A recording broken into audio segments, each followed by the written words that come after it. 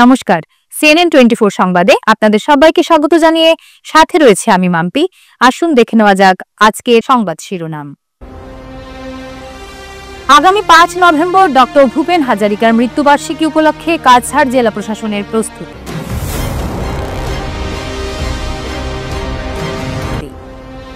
ত্রিপুরায় প্লাস্টিকের ডিমের আতঙ্ক, সন্দেহজনক ডিম ঘিরে চাঞ্চল্য ছড়ালো বাজারে।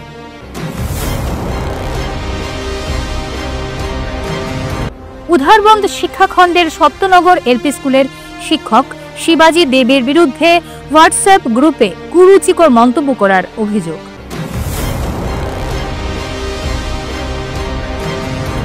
ধর্মনগরের পদ্মপুরে ভয়াবহ অগ্নিকাণ্ড, বিস্কুটের গোডাউন ও স্করপিও গাড়ি সম্পূর্ণ ভস্মীভূত।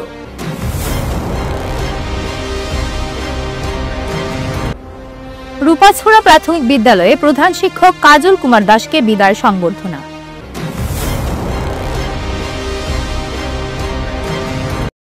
এবারে সংবাদ বিস্তারিত।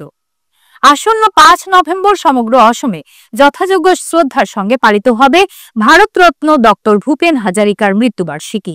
এই উপলক্ষে কর্মসূচি ও প্রস্তুতি নিয়ে আলোচনা করার উদ্দেশ্যে কাছাড় জেলা প্রশাসনের উদ্যোগে আজ জেলা শাসকের সভাকক্ষে এক সংবাদ সম্মেলন অনুষ্ঠিত হয়। জেলা আয়ুক্ত মৃদুল যাদব জানান, অসমের সঙ্গীত জগতের অমর প্রতিভা এবং সাংস্কৃতিক ঐক্যের প্রতীক ডক্টর ভূপেন হাজারিকার চিরস্মরণীয় অবদানকে শ্রদ্ধা জানিয়ে লক্ষ্যে জেলার বিভিন্ন স্থানে নানা কর্মসূচি রাখা হয়েছে। তিনি আরও জানান, আগামী 5ই নভেম্বর সকাল 11টায় শিলচর পুলিশ প্যারেড গ্রাউন্ড মাঠে মানুষ মানুষের জন্য গানটি একযোগে পরিবেশিত হবে।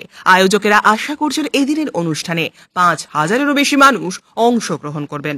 জেলা আয়ুক্ত আরও জানান, একই দিনে লক্ষ্মীপুরেও অনুরূপ কর্মসূচি অনুষ্ঠিত হবে। তিনি জেলার সকল নাগরিক এবং সংগঠনকে এ প্রসঙ্গে এগিয়ে এসে শ্রদ্ধার অনুষ্ঠানে সফল করে তোলার আহ্বান জানান। सारे विभागों के साथ मीटिंग करी है, जो हमारा 5 नवंबर को डॉक्टर भूपेन हजारिका के डेथ एनिवर्सरी पे पब्लिक सिंगिंग ऑफ मानुषर जन्ने जो कचार जिले में सारे असम के जिलों के साथ ऑर्गेनाइज प्रोग्राम किया जा रहा है। उसका वो तैयारी करने के लिए, उसका इंस्ट्रक्शंस देने के लिए और उसको जानकारी देने के लिए मैं मीडिया के माध्यम से रिक्वेस्ट करूंगा कि ये सेलिब्रेशन में आप सभी लोग पार्टिसिपेट करें। 5 तारीख को पुलिस परेड ग्राउंड में 11 बजे ऑन पब्लिक सिंगिंग ऑफ मानुषर जन्ने। कितने लोग पार्टिसिपेट करेंगे? It is open to everybody, but minimum participation will be 5,000 from school students. पूरे सब जगह से होंगे और लखीपुर में हम लोग अलग से एक प्रोग्राम करेगा, वहां पे भी हम 500 से 1000 लोगों का एक्सपेक्टेशन कर रहे हैं। ত্রিপুরার ফের নকল খাদ্যপণ্যের আতঙ্ক, এবার মেলা ঘরে দেখা মিলল কথিত প্লাস্টিকের ডিমের। ঘটনাকে ঘিরে এলাকায় চাঞ্চল্য সৃষ্টি হয়েছে। স্থানীয় সূত্রে জানা যায়, মেলাঘর বাজারে এক যুবক 4টি ডিম ক্রয় করে আনেন। পরবর্তীতে একটি চায়ের দোকানে বসে ডিমগুলি পর্যবেক্ষণের সময় তার চোখে পড়ে অদ্ভুত বিষয়। ডিমের মধ্যে একটি ডিমের ওপরের অংশ অস্বাভাবিকভাবে পেঁচানো ছিল। সন্দেহ হয় তিনি সঙ্গে সঙ্গে ডিমটি ভেঙে একটি গ্লাসে রাখেন। দেখা যায় ডিমের কুসুমের কোনো আকারই গঠন হয়নি, বরং অধিকাংশ অংশ জলের মতো তরল। আশ্চর্যের বিষয়, ডিমের ভেতরে থাকা সাদা অংশটি ছিল এক প্রকার কাগজ সদৃশ পদার্থ। এই ঘটনার পর থেকেই এলাকায় ছড়িয়ে পড়েছে গুজব। বাজারে কি তবে প্লাস্টিকের ডিম বিক্রি হচ্ছে? অনেকেই বলছেন চীনে প্লাস্টিকের চাল এবং ডিম তৈরি হয়, এখন ত্রিপুরাতেও কি সেই প্রবণতা ঢুকে পড়ল? স্থানীয় প্রশাসনের হস্তক্ষেপ দাবি করে তারা বলেন, এই ধরনের ঘটনা জনস্বাস্থ্যের জন্য ভয়ঙ্কর। খাদ্য পরীক্ষাগারে ডিমের নমুনা পাঠিয়ে সত্যতা যাচাই করা জরুরি। এদিকে খাদ্যদ্রব্যে ভেজাল রোধে মেলাঘর বাজারে খাদ্য দপ্তর ও পুলিশের অভিযান চালানোর দাবি উঠেছে। বাজারে বিক্রিত ডিম সত্যিই প্লাস্টিকের কিনা তা তদন্তের অপেক্ষায় রয়েছেন সকলেই। দোকান থেকে ডিম কিনতে এলাম, একালি ডিম কিনছি, তার মধ্যে একটাই প্লাস্টিক, তিনটার মধ্যে একটা, 4টার মধ্যে একটা প্লাস্টিক, পরে আরেকটা বাংলা ওইটারও সন্দেহ লাগতে আছে এটা কি প্লাস্টিক না অরিজিনাল ডিম। কিভাবে বুঝছেন এটা যে প্লাস্টিক? আরে ডিম যদি ভাঙা হয় তাহলে গন্ধ 7 দিন পর্যন্ত থাকে, যদি কোনো কেন শরীরের মধ্যে লাগে। কিন্তু আজকাল যে ডিম দেখলাম, এই ডিম তো গন্ধ বলতে কোনো কিছু নাই, প্লাস্টিক ফুললে দেখা যাইতে আছে পুরা প্লাস্টিকের মতো চুপসা যাইতে আছে। এটা উপরে যে কুসুমের আগে যে খোলসটা, এটা কি কাগজের টুকরোর মতন লাগে? এটা কাগজ পুরাটাই, এই জায়গাটা পুরাটাই কাগজের প্রলেপ একটা, আর ভিতরে পুরাটাই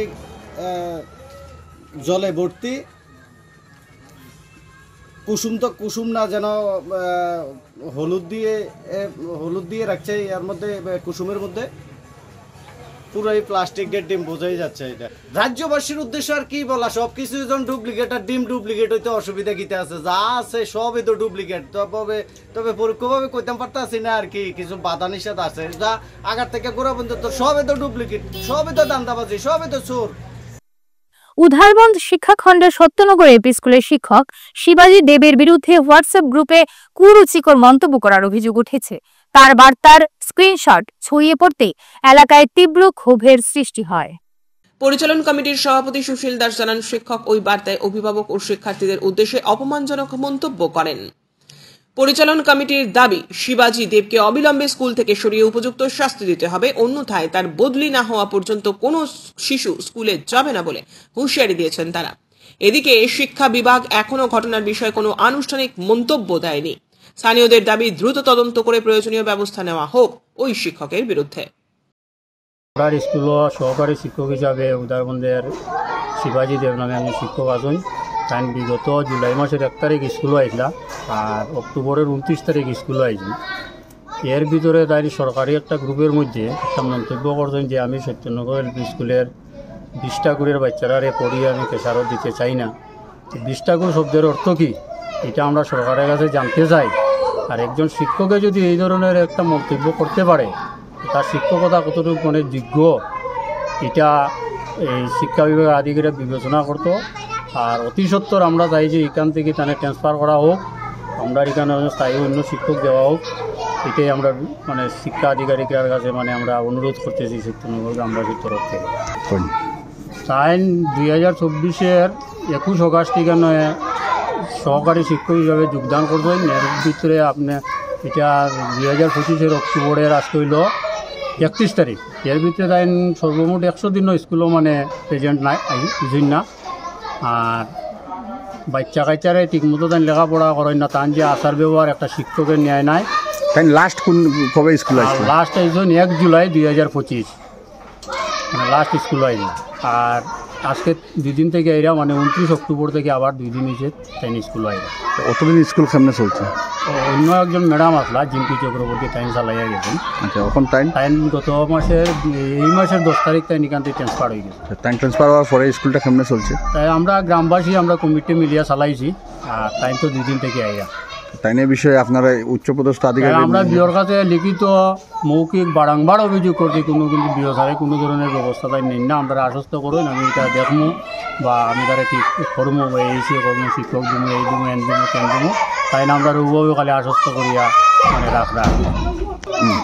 তারপর তাই স্কুলও আই 10:30 11টার সময় আমরা তাহলে জিজ্ঞাসা করলে যে স্যার অত দেরিতে আপনি কেনে আইলা।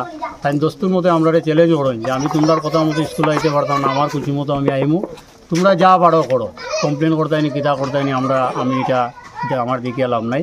আমরা বিও স্যারের কাছে বারংবার এটা এই কথা তানে জানাইছি, জানানির পরও তাই কোনো ব্যবস্থা নেই না। তান হয়তো বিও স্যার হোক বা অন্য কোনো উপর মহলের কোনো শিক্ষা আধিকারিকের লগে তার কোনো সম্পর্ক আছে, গতিকে তাই এরকম আমরা দমক দেখাই না। এটার ব্যাপারে তো আমরা বারবার মানে অনুরোধ করলাম যে এই শিক্ষকরে আমরা স্কুল থেকে সরানি হোক। আর অতি সত্বর আমরা ছেলেমেয়েরার ভবিষ্যতের দিকে চিন্তা করিয়া আমরা একজন স্থায়ী শিক্ষক দেওয়া হোক। বৃহস্পতিবার রাত প্রায় 9টার দিকে উত্তর ত্রিপুরার ধর্মনগর শহরের পদ্মপুর মধুবাড়ি লিংক রোড এলাকায় ঘটে এক ভয়াবহ অগ্নিকাণ্ড। স্থানীয় সূত্রে জানা গেছে, শ্রীধাম দাসের মালিকানাধীন একটি ঘরে হঠাৎই আগুন লাগে। যদিও ঘরটিতে কেউ বসবাস করতেন না, সেখানে শ্রীধাম দাসের একটি স্করপিও গাড়ি ও স্থানীয় ব্যবসায়ী রূপম পালের বিস্কুটের গোডাউন ছিল। রাতের নিস্তব্ধতা ভেঙে মুহূর্তের মধ্যেই আগুন ছড়িয়ে পড়ে। আগুনের লেলিহান শিখায় গাড়ি ও গোডাউন ভস্মীভূত। বিস্কুট সম্পূর্ণরূপে ভস্মীভূত হয়েছে। প্রায় 7 লক্ষ টাকার বিস্কুট মজুদ ছিল, যা কার্যত নষ্ট হয়ে গিয়েছে। প্রথমে একটি দমকল ইঞ্জিন আগুন নিয়ন্ত্রণে আনার চেষ্টা করলেও তীব্রতার কারণে পরে আরও একটি ইঞ্জিন আনা হয়। 2 দমকল ইঞ্জিনের প্রায় দীর্ঘ প্রচেষ্টার পর অবশেষে আগুন নিয়ন্ত্রণে আসে। ঘটনার খবর পেয়ে ধর্মনগর থানার পুলিশও ঘটনাস্থলে পৌঁছয়। ধর্মনগর মহকুমা পুলিশ আধিকারিক জয়ন্ত কর্মকার ও থানার অফিসার ইনচার্জ মীনা দেববর্মা ঘটনাস্থলে উপস্থিত হন। তবে অগ্নিকাণ্ডের সঠিক কারণ সম্পর্কে জানাতে পারেননি কেউই। ধর্মনগর ঘটনার পুলিশ ঘটনাটি নিয়ে তদন্ত শুরু করেছে।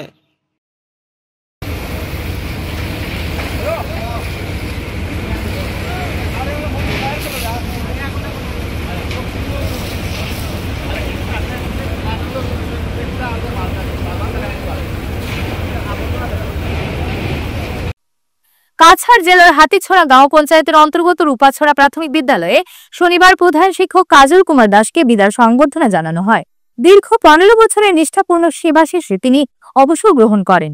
এই অনুষ্ঠানে উপস্থিত ছিলেন সিআরসিসি সুদীপ শেখর রায়, গাঁও পঞ্চায়েত সভাপতি কল্যাণী কুর্মী সহ স্থানীয় বিশিষ্ট জনেরা।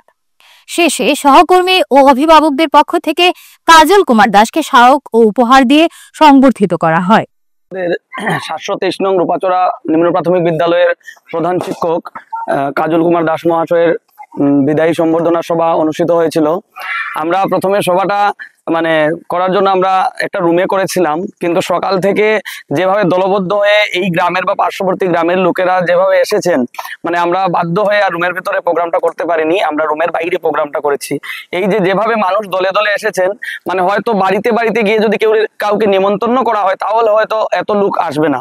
এটা সত্যি প্রমাণ করে যে স্যারের যে দায়িত্ব, কিভাবে উনি এই 15 বছর যে স্কুলের প্রধান শিক্ষকের দায়িত্বে ছিলেন, বোঝা যায় যে স্যার কিভাবে নিজের দায়িত্বকে পালন করেছেন। তাই এই যে সবার ভালোবাসা আজকে সবাই চোখের জলে আজকে স্যারকে বিদায় দিচ্ছে। সত্যি স্যার যদিও আজকে এই কর্মজীবন থেকে বিদায় নিচ্ছেন, স্যারের যে আমরা যে ভালোবাসা পেয়েছি স্যারের কাছ থেকে, স্যার চিরতরে আমাদের হৃদয়ের মণিকুটায় স্যার কিন্তু বিরাজমান থাকবেন। স্যার আপনাকে আমরা কখনো ভুলতে পারবো না, আমাদের প্রত্যেকের হৃদয়ে আপনি সর্বদা বিরাজমান থাকবেন। বেশি স্যার আমার যদিও বেশি দিন হয়নি, লাস্ট ইয়ারে আমার জয়নিং, বাট আমি স্কুলে এসে স্যারের কন্ট্রিবিউশন যেগুলো আছে এটা বুঝে নিয়েছিলাম। আর যে যখন আমি মিটিংও করেছি, আপনাদের মেম্বার যারা আছেন ওনারাও বলেছেন স্যারের কন্ট্রিবিউশন নিয়ে, এটাতে কোনো ডাউটই নেই।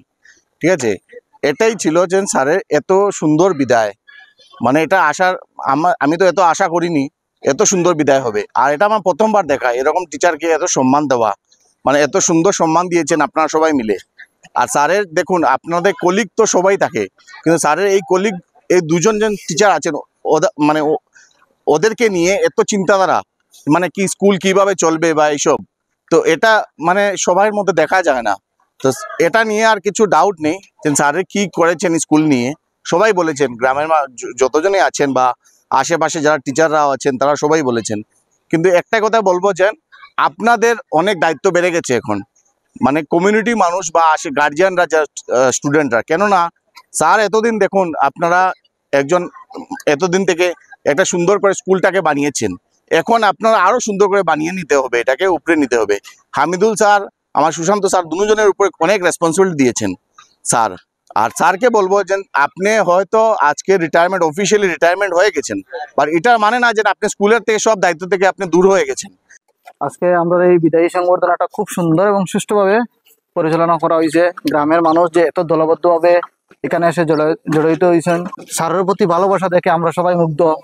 স্যারের এই বিগত 15টা বছর এই স্কুলে যে এত নিষ্ঠা সহকারে তিনি দায়িত্ব পালন করে গেছেন, ওনার এই স্থিতি স্কুলের প্রত্যেকটা দেওয়ালে দেওয়ালে টাঙ্গানো থাকবে, স্কুলের আনাচে কানাচে ওনার এই স্থিতি জড়িয়ে থাকবে। আমরা কোনোদিন স্যারকে বলতে পারবো না, সর্বদা তিনি আমাদের হৃদয়ে বিরাজমান থাকবেন। আর স্যারের সুস্থ জীবন, এই অবসরের পরে যে সুস্থ জীবন তিনি দিন যাপন করেন, এটাই আমি প্রার্থনা করি উপরওয়ালার কাছে। আজকে সংবাদ পর্যন্তই, ধন্যবাদ।